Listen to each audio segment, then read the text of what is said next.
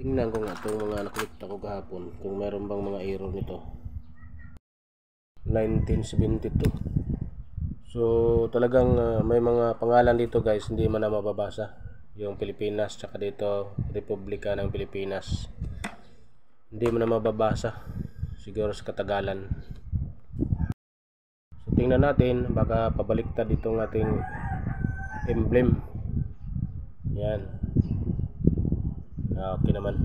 Okay naman. Common lang ito guys.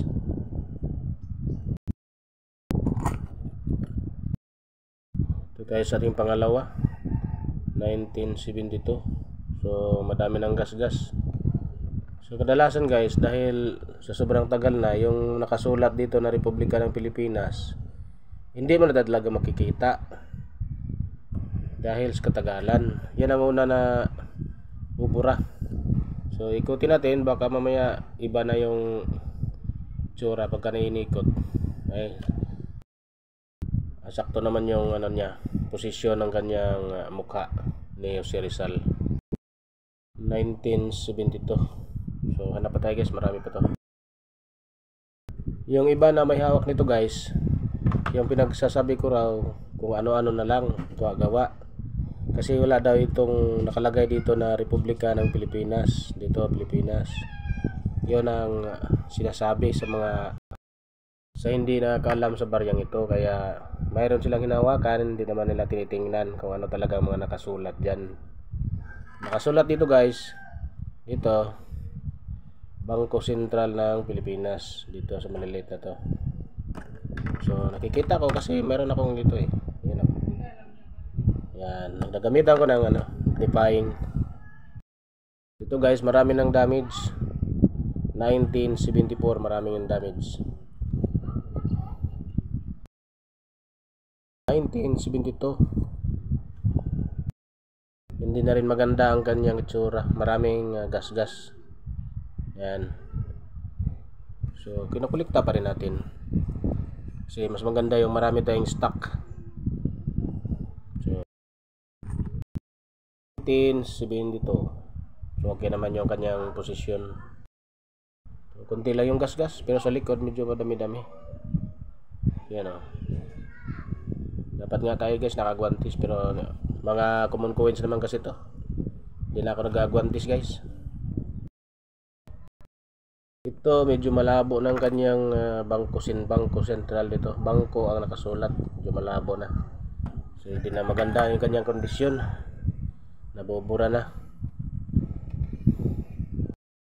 Ganito ang itsura guys kapag circulated coins.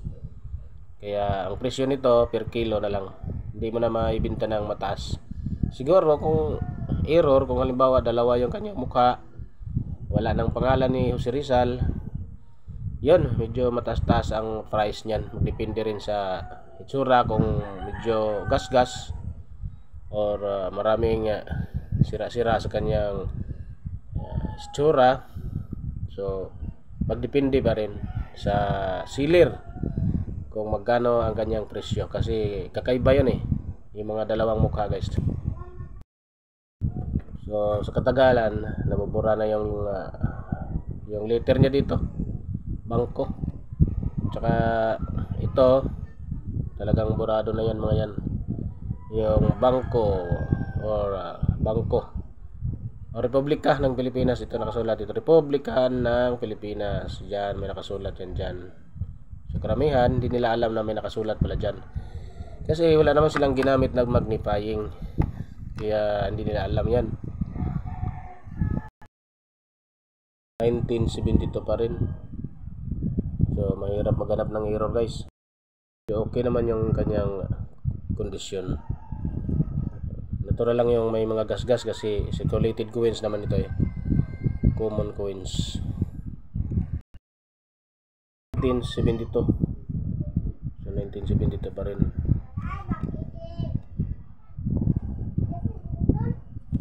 Ito yung may sugat sa ulo. Yan o, yan o. So baka sinadya yan. Halatang-halata naman na parang dinokdok. So hindi na error yan. Damage coins. sobrang dami ng damage. Damage na. So wala nang magandang presyo to guys. 1972, medyo maayos pa yung kanyang itsura, pero meron ding mga gasgas na. So maayos naman dito sa likod, yung sa harap ya. Yan, okay naman yung harapan. So konti lang yung gasgas guys, pwede pa ito. Ito naman medyo madumi lang, so konti lang yung gasgas nya. Yan o, so konti lang, so, pwede pa ito guys sa likod. 1972.